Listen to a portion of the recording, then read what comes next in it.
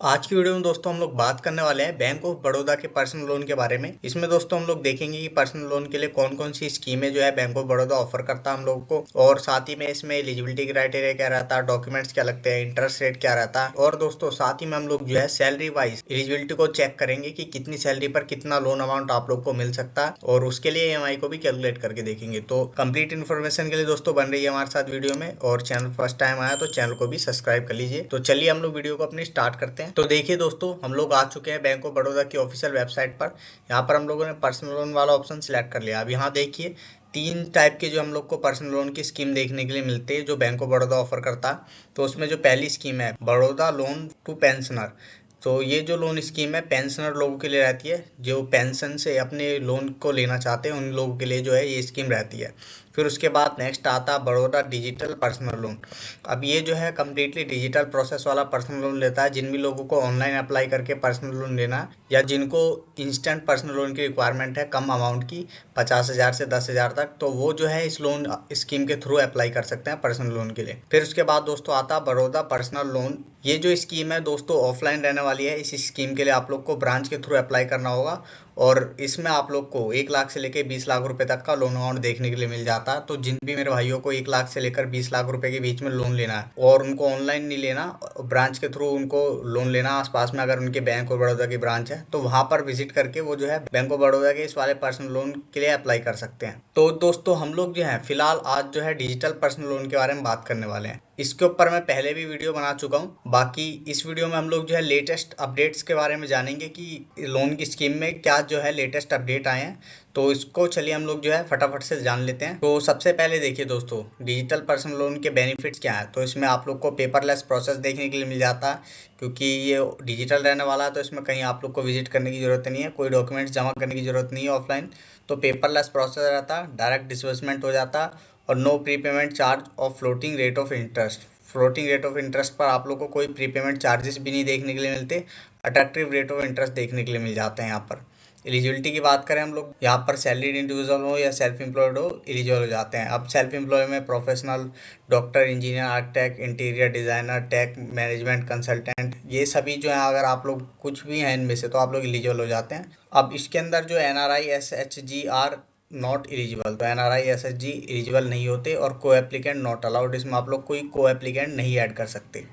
तो ये जो है इसमें एलिजिबिलिटी क्राइटेरिया रहता है। इंटरेस्ट रेट की बात करें तो देखिए दोस्तों 12.75% से 18.10% तक का आप लोग को इफेक्टिव इंटरेस्ट रेट देखने के लिए मिल जाता है इसके अंदर। ये जो है आप लोग के सिविल स्कोर पर डिपेंड करता है, जितना अच्छा सिविल स्कोर होगा उतना आप लोग को इंटरेस्ट रेट कम देखने के लिए मिल जाएगा, और ये जो है फिक्स इंटरेस्ट रेट रहता है। अब फ्लोटिंग इंटरेस्ट रेट देखिए यहाँ पर 11.65% से 17% तक का फ्लोटिंग इंटरेस्ट रेट देखने के लिए मिल जाता है। ये भी आप लोग के सिविल स्कोर पर ही डिपेंड करता है। अब फिक्स और फ्लोटिंग इंटरेस्ट रेट क्या होते हैं, तो फिक्स्ड इंटरेस्ट रेट जो है आप लोग का जो भी इंटरेस्ट रेट आप लोग के सिविल स्कोर के अकॉर्डिंग आता है वो फिक्स रहता है। हर टाइम जो है लोन की स्टार्ट से लेकर लोन के एंडिंग तक इंटरेस्ट रेट फिक्स होता है। लेकिन फ्लोटिंग में क्या होता है कि अगर इंटरेस्ट रेट RBI बढ़ाती है या कम करती है अपने रेपो रेट को, तो उसके अकॉर्डिंग बैंक अपने इंटरेस्ट रेट को कम करती है। तो अगर आप लोग ने floating rate of interest choose कर रखा होगा तो उस केस में आप लोग का भी इंटरेस्ट रेट कम या ज़्यादा हो सकता है। तो फ्लोटिंग रेट ऑफ इंटरेस्ट के अपने फायदे अपने नुकसान है। अब इसमें देखिए यूनिफाइड प्रोसेसिंग चार्जेस क्या लगते हैं। तो इसमें 2% तक का लोन अमाउंट का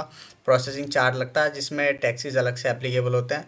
मिनिमम 1,000 रहता है, GST अलग से लगती है, और 10,000 मैक्सिमम रहता है, GST अलग से लगता है। स्टैम्प ड्यूटी चार्ज इसमें स्टेट वाइज रहता है। पीनियल चार्ज 2% पर एनम का रहता है। ठीक है दोस्तों, ये जो है चार्जेस वगैरह रहते हैं इसके अंदर। डॉक्यूमेंट्स क्या रिक्वायर्ड होते हैं इसको देख लेते हैं। तो इसमें वैलिड मोबाइल नंबर और पैन नंबर की रिक्वायरमेंट होती है, आधार नंबर की रिक्वायरमेंट होती है ई साइन इन करने के लिए। तो नंबर वही डालिएगा दोस्तों जो आधार कार्ड से लिंक हो, क्योंकि उस पर OTP भी आएगी, तो इसलिए ध्यान रखिएगा इस चीज़ का। नेट बैंकिंग में आप लोग को लास्ट 6 मंथ्स की जो है बैंक स्टेटमेंट की रिक्वायरमेंट होती है, जिसमें इंडिविजुअल का नेम भी होना चाहिए। सेल्फ एम्प्लॉयड हो तो उसके अंदर ITR E filling credential, digital ITR return for last 2 year, ये इन डॉक्यूमेंट्स की रिक्वायरमेंट होती है। और GST पोर्टल, ठीक है, digital GST return of last 1 year, ये भी आप लोग यूज़ कर सकते हैं, लेकिन ये ऑप्शनल है। और इसके अंदर दोस्तों क्या रहता है, अप्लाई करते वक्त आप लोग को वेब कैमरा के थ्रू अपनी एक पिक्चर परफॉर्मिंग वीडियो आप लोग को क्लिक करनी है KYC के लिए। तो ये जो है डॉक्यूमेंट्स लगते हैं और ये जो है चीजें हैं जो अप्लाई करते समय आप लोग को ध्यान रखनी है। तो यहाँ पर देखिए, ध्यान दीजिए दोस्तों कि यहाँ पर आप लोग जो भी डिजिटल डॉक्यूमेंट्स आप लोग जमा कराएंगे वो बैंक के द्वारा जनरेटेड होने चाहिए। जैसे कि आप लोग का जो बैंक स्टेटमेंट हो जाता है लास्ट 6 मंथ का, तो वो आप लोग का बैंक के वेबसाइट के द्वारा डाउनलोडेड होना चाहिए डिजिटली। और अगर ITR वगैरह है तो ये भी डिजिटली डाउनलोड होना चाहिए, जो कि आप लोग के ईमेल पर रिसीव्ड होते हैं, वही वाले आप लोग को यहाँ पर यूज करने हैं। तो इस चीज का भी आप लोग ध्यान रखिएगा। तो दोस्तों हम लोगों ने इंटरेस्ट रेट की बात कर ली, डॉक्यूमेंट्स की बात कर ली, एलिजिबिलिटी की बात कर ली। अब दोस्तों हम लोग जो है ये चेक करेंगे कि कितनी सैलरी पर कितना आप लोग को लोन अमाउंट मिल सकता है। तो उसके लिए चलते हैं एलिजिबिलिटी कैलकुलेटर पर। तो आ चुके हैं दोस्तों पर्सनल लोन की एलिजिबिलिटी कैलकुलेटर पर। यहाँ पर सबसे पहले हम लोग जो है अपनी नेट मंथली इनकम को एंटर कर देते हैं। जैसे कि यहाँ 25,000 एंटर है तो 25,000 ही रहने देते हैं। और यहाँ एक्सपेंसिस को हम मंथली एक्सपेंसिस को 10,000 रुपीज एंटर कर देते हैं। तो देखिए आप लोग जो है एलिजिबल हो जाते हैं 3,75,000 रुपये के लोन के लिए। तो इतने रुपए तक का आप लोग जो है 25,000 की सैलरी पर लोन ले सकते हैं। अगर आप लोग की सैलरी 35,000 है तो देखिए कितना आप लोग को लोन मिल सकता है। तो 5,25,000 रुपये तक का लोन आप लोग को मिल सकता है 35,000 की सैलरी पर। अगर 40,000 आप लोग की सैलरी है तो कितना लोन मिल सकता है, तो 6 लाख रुपए तक का लोन आप लोग को मिल सकता है। अगर आप लोग की सैलरी 15,000 है और मंथली एक्सपेंसेस आप लोग का 7,000 के आसपास है तो देखिए आप लोग 2,25,000 रुपये तक का लोन आप लोग को फिर भी मिल सकता है। तो इस लोन अमाउंट के लिए हम लोग एक बार EMI को भी कैलकुलेट करके देखते हैं। तो चलते हैं EMI कैलकुलेटर पर। तो आ चुके हैं EMI कैलकुलेटर पर। यहाँ पर पर्सनल लोन सिलेक्ट कर लेता हूँ और लोन अमाउंट को एंटर कर देता हूँ। 2,25,000 मैंने लोन अमाउंट एंटर कर दिया। और इंटरेस्ट रेट को हम लोग दोस्तों 14% एंटर कर देते हैं। लोन टेन्योर को 2 ईयर सिलेक्ट कर लेते हैं। तो देखिए लोन का जो हमारी EMI बन के आई है 10,803 रुपये जो है लोन की EMI बन के आई है। लेकिन यहाँ पर हम लोगों ने दोस्तों 7,000 जो है मंथली हम लोगों ने एक्सपेंसेस भी ऐड कर रखा है। तो उसके अकॉर्डिंग हम लोग को EMI कैलकुलेट करनी है। तो EMI हमारी लगभग 6,000 या 7,000 के आसपास होनी चाहिए। तो उसके अकॉर्डिंग हम लोग को यहाँ पर 3 साल का टेन्योर सिलेक्ट करना पड़ेगा। तो देखिए 7,690 रुपये हमारी जो है लोन की EMI निकल के आई है। अगर इसको हम और बढ़ाएं 36 मंथ्स की जगह इसको बढ़ाकर 42 मंथ्स कर देते हैं तो देखिए 6,807 रुपये आप लोग की जो लोन की EMI निकल के आई है। अब इसमें आप लोग का जो 7,000 एक्सपेंसिस था ये भी हम लोगों ने बचा दिया। इसके बाद जो आप लोग की 6,807 रुपये लोन की EMI बन के आई है और 60,893 रुपये आप लोग को इंटरेस्ट पे करना पड़ेगा। 2,85,893 रुपये आप लोग की टोटल पेमेंट बनेगी।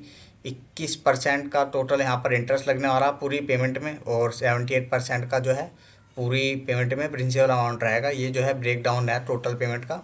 और नीचे आप लोग ये भी देख सकते हैं कौन सी ईयर में कितना प्रिंसिपल अमाउंट जाएगा और कितना इंटरेस्ट अमाउंट जाएगा। तो दोस्तों ये जो है फीचर है इस EMI कैलकुलेटर का, इस लिंक डिस्क्रिप्शन बॉक्स में मिल जाएगी और इस एलिजिबिलिटी कैलकुलेटर की भी डिस्क्रिप्शन बॉक्स में आप लोग को लिंक मिल जाएगी। दोनों का ही यूज करके आप लोग जो है अपने EMI और एलिजिबिलिटी दोनों को कैलकुलेट करके देख सकते हैं। तो दोस्तों वीडियो आप लोग को कैसी लगी आप लोग कमेंट करके बताइएगा। और नेक्स्ट आप लोग को किस बैंक के पर्सनल लोन के बारे में जानना है ये भी आप लोग हमें कमेंट करके बता दीजिएगा। बाकी इस वीडियो में इतना ही था दोस्तों, मिलते हैं किसी और इन्फॉर्मेटिव वीडियो में, तब तक के लिए गुड बाय।